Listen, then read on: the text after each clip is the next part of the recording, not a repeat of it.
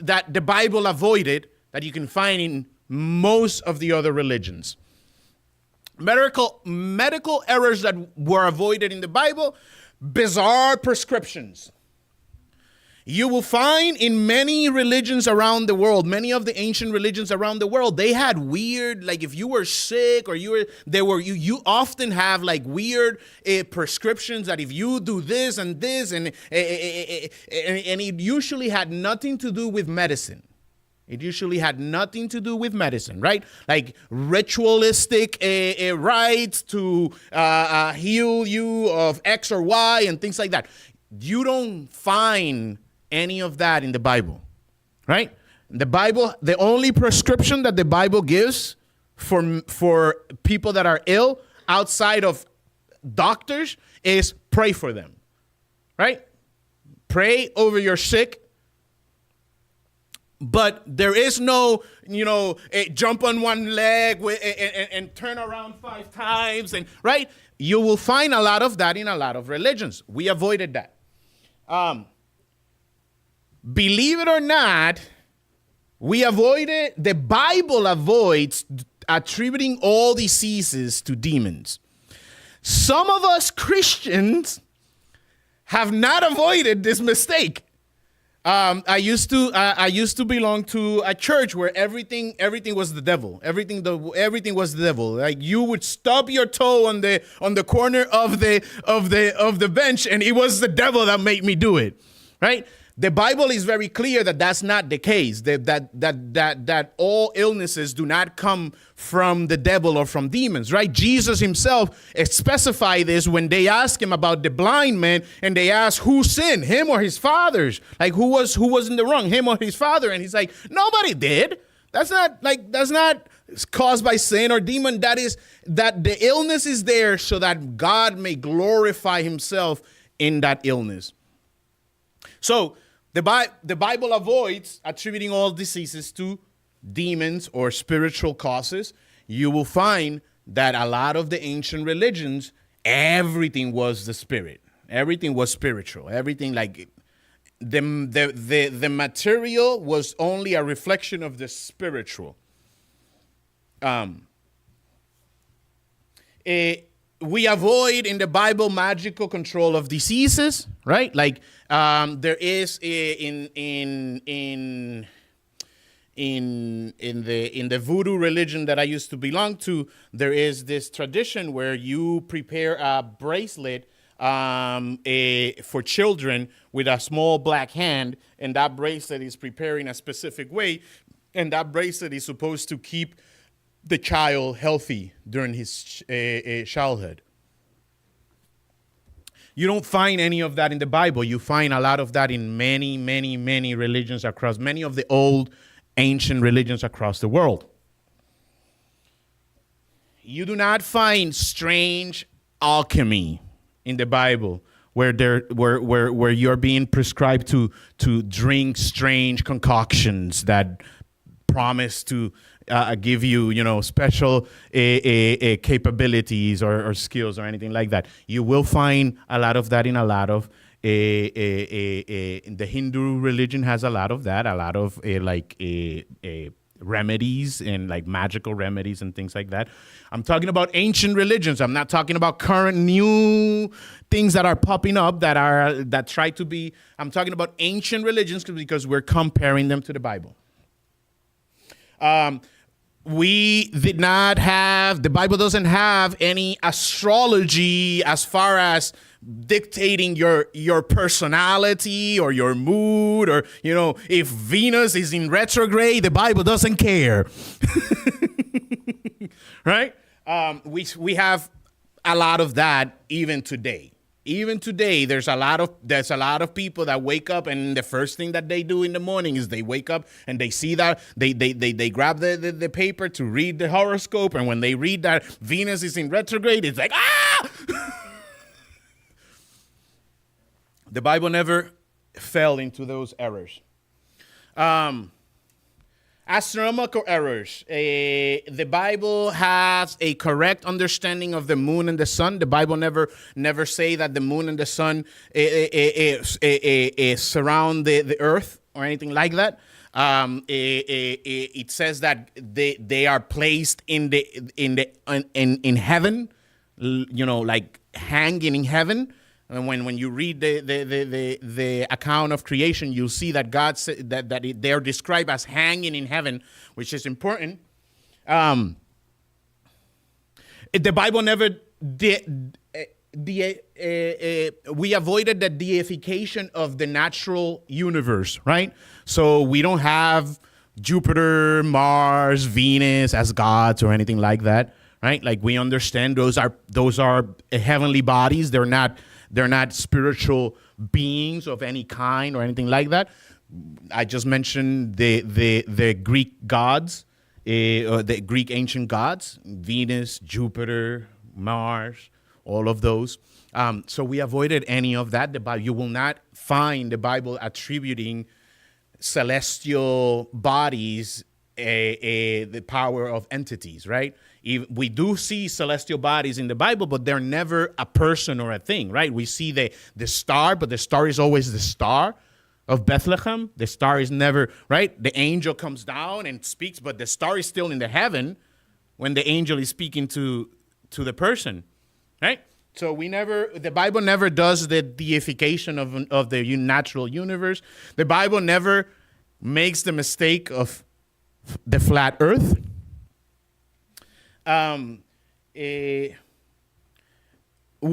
Bible gives us a correct understanding of the universe and of astrology, meaning that in the ancient world, it was believed that it was just us and the things we could see, right? The stars we could see, the sun and the moon, and that was it. And the Bible says that the Bible never made that claim. In fact, it made the opposite claim, and we'll be going into that in a minute.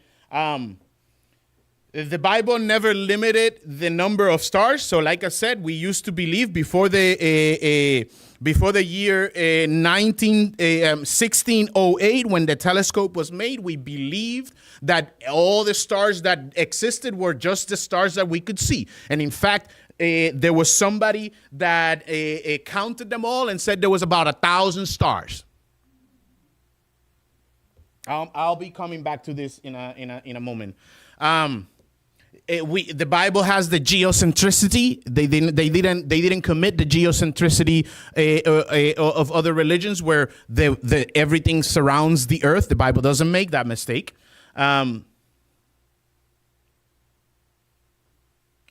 And you will not see in the Bible like the alignment of the stars is an omen of X and Y, or the retrograde of Venus, or things like that, right? You won't see any of those things in the Bible, which we now know that are not.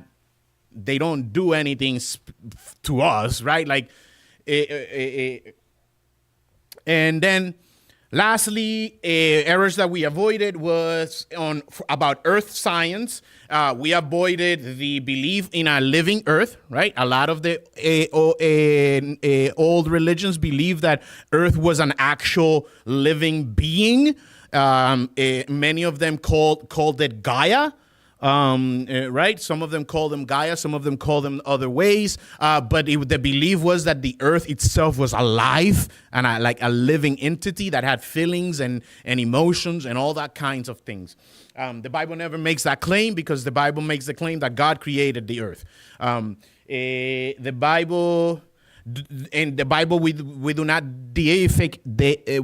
We don't make gods of nature, right? Like you don't have the trees that are gods, or the lion god, or the bull god, or in ancient religions that was very prevalent. Like making animals or nature aspect of natures into God. Like the Native Americans believed that hurricanes were gods, right? That the hurricane was the fury of the gods and things like that. And so the Bible never made that that claim. The Bible also avoids making the claim about natural disasters being portrayed by demons or the devil. because that's incorrect, right? God is in control. God is in control. All right. So those are the things that we avoided, which is a huge thing because no other ancient writing avoided making those mistakes. So now let's go to the crux of the matter, which is what we predicted, which in my case is even more interesting, or in my opinion is even more interesting because we predicted these things. All right. So the Bible predicts that the earth was suspended in mid-air. How many of you have seen that famous drawing about the Roman god or the Greek god carrying the world on his back? Right? Atlas carrying the world on his back. In the Hindu sutras, I believe there are 4 animals that are carrying the world. There's a couple of different stories in those sutras. There's one, the world is like a giant turtle. We're in the back of the turtle and it's a giant turtle. And there's many religions that go down this path where the earth is suspended or supported by something. But in Job chapter 26, verse 7, it says, he stretches out the north over empty space. He hangs the earth on nothing. On nothing. This also, and this one might be more soft, right? But in that verse, it also speaks about the expansion of the universe. It says that he's stretching the heavens. He's stretching the heavens. This speaks also of 2 other things, right? Up until 1927, it was believed that the world or the universe had no beginning and it would have no end. It was eternal. It was believed that there was a cycle, that the universe was cyclical, right? It was cyclical. I don't know if I'm pronouncing that word correctly.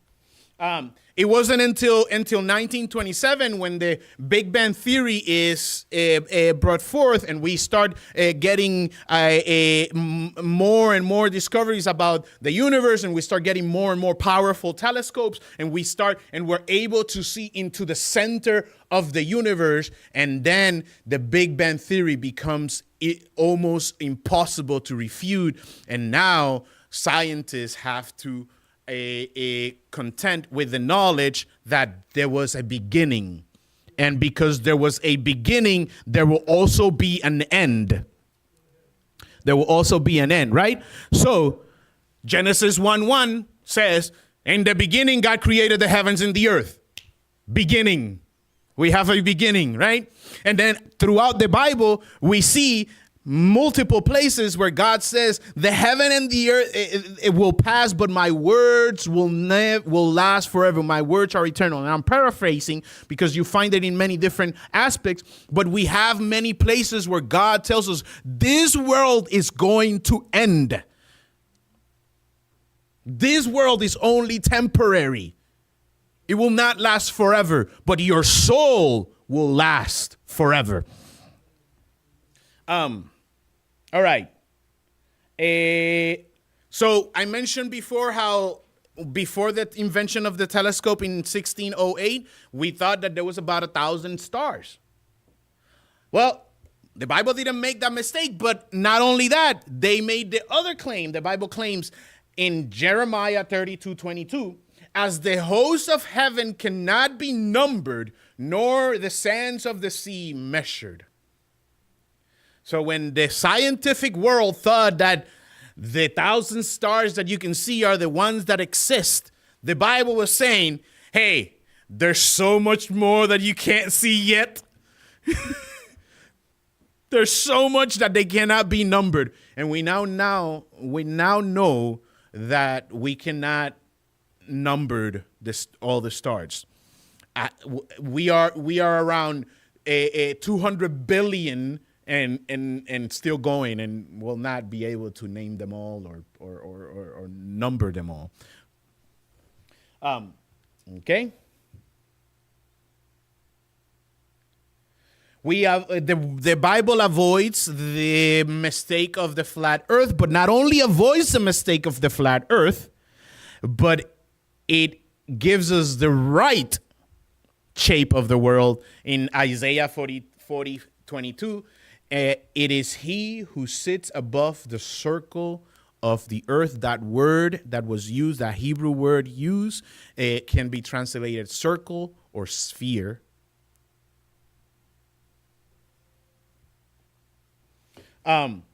So not only did we avoid the flat earth mistake, but we gave the right shape of the world, or the Bible gave us the right shape of the world.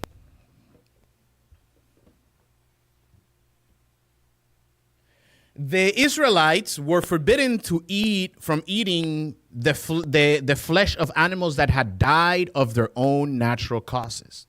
In Deuteronomy 14:21, it says, "You shall not eat anything that dies of itself." Now, they did not know what we know now, but what we know now that if the animal dies of natural causes, there's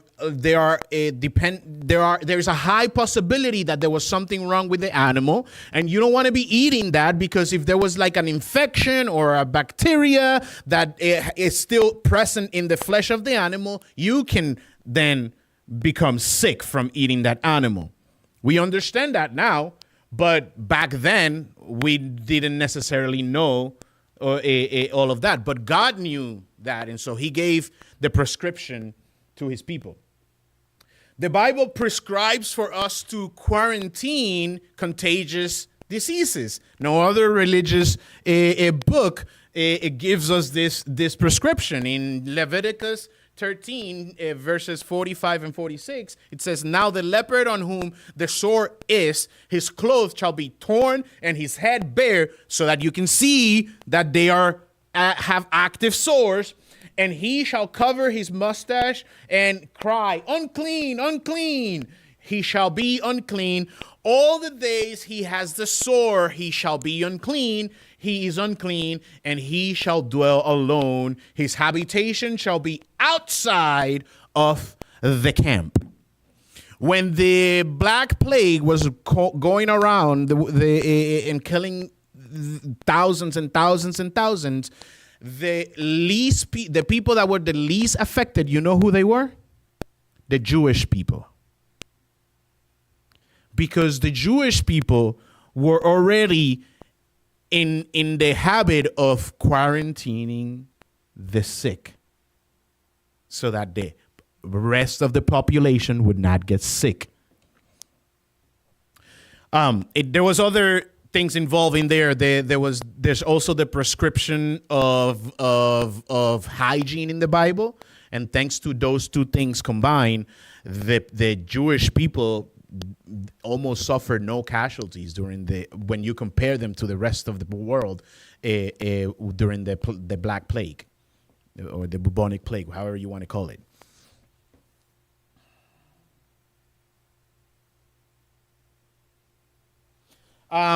This next two are a little soft, maybe, but God gave the children of Israel in Leviticus 11, 29 to 36. He gave instructions as to what waters were safe to drink versus what waters were not. So they were given instructions that not to drink from small stagnant pools, from waters that had been contaminated by touching the flesh of dead animals or anything like that. So you would know, or if you are a history buff or you like history or stuff like that, you would know that one of the easiest way that people would die back in the day was from drinking contaminated water.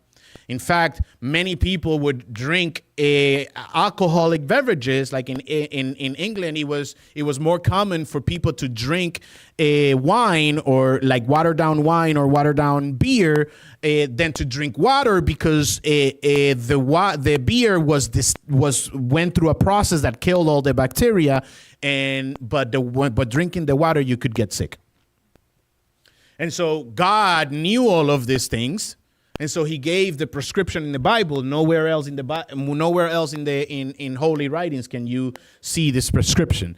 The other thing is that God prohibited the people of Israel from eating pork.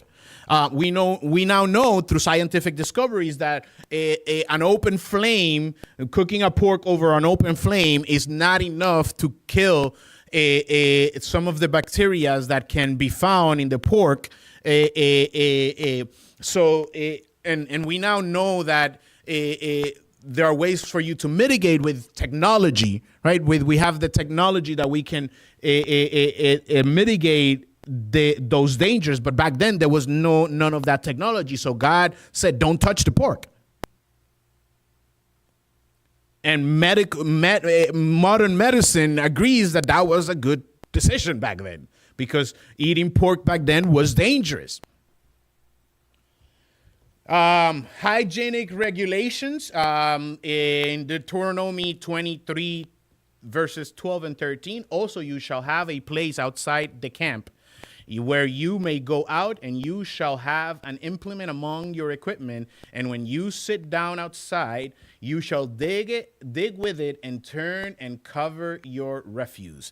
Now, I'm covering all of these things because all of these things sounds very mundane. But the Bible gave us all of these instructions, and all the people in other cultures were dying of diseases very early at a very, very early age, because they had no knowledge about any of this. And so God gave the prescription that latrine pits were to be built outside of the camp.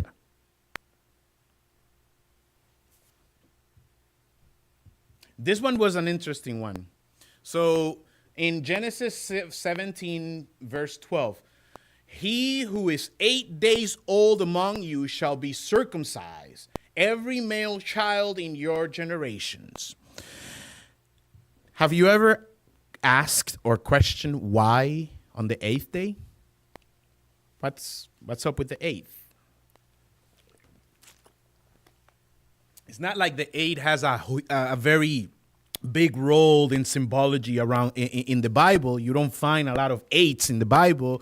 That, you find 7, you find 3s, you find 6. But the number 8 is not necessarily very common. So what is up? Why 8 days? Why wait 8 days? Why not 7 days? Right? Why not on the 7th day, which seems to make more sense? No, it was specifically on the 8th day. Well, I'll tell you why. Because God knows how He made the body. So I'll quote this from Dr. Russell J. Thompson, who is a medical doctor. One simple aspect of God's command to Abraham helped prevent excessive bleeding with circumcision of newborns. That was the instruction that the rite should be done on the 8th day of life. Modern medicine has come to understand the mechanism at work in the clotting of blood. Of major importance in the blood clotting is prothrombin, a compound made in the liver and the precursor to the active clotting agent thrombin. It has been well established by medicine that within a few hours after birth, prothrombin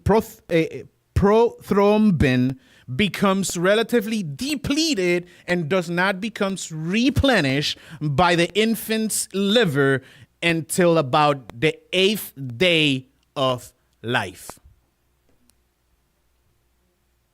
So if it was circumcised before the 8th day, the body of the child would not have the sufficient material in his blood to be able to clot that cut, and they would have bled out and die.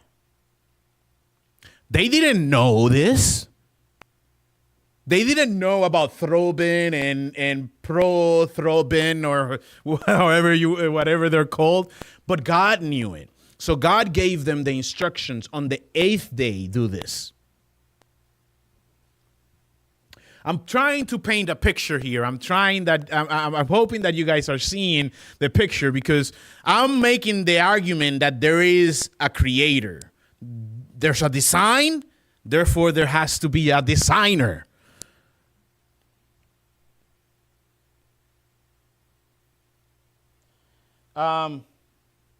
Lastly, I will touch, and there are much more. I will eventually bring another one where I talk about more scientific discoveries. And by the way, people thought that the earth was flat until around the 3rd century. And it was a couple of Christian people that actually were able to prove that the earth was not flat by some clever geography. Not geography, geometry. Anyways, pest control.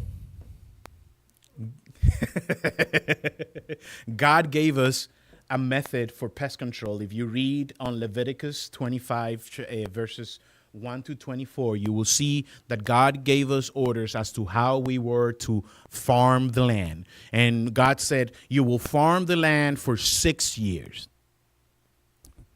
And on the 7th year, you will not farm the land. And on the 6th year, I will make sure that you get enough yield from the land to last you the 7th year. But on the 7th year, you will not till the land. You will not farm the land. You will leave the land to its own. So what happens is that bugs make they plant their eggs on the stalk of the plants during as winter is coming in, and as spring comes in, those plants come bloom and come out and finally flourish, the bugs also come out and stuff like that. So scientifically, we have discovered that if we kept and we now do a worse not so good version of this. This is what crop rotation is. We rotate it, but it's never going to be as good as God's prescription. So what they discovered is that they on that 7th day, on that 7th year, most of the population, the bug population would die off because they would have no stalks to plant their eggs on, to put their eggs on. So all of those bugs that were detrimental to the crops would die off on the 7th day, on the 7th year. And then on the 8th year, they would come back and they would be bug free. And so over the next 6 years, the population would rise back up. And then on the 7th year, it would be killed off almost again. God's perfect plan with no need for pesticide, the most organic you can get. And so that's what I am bringing today. I do want to say one word of caution.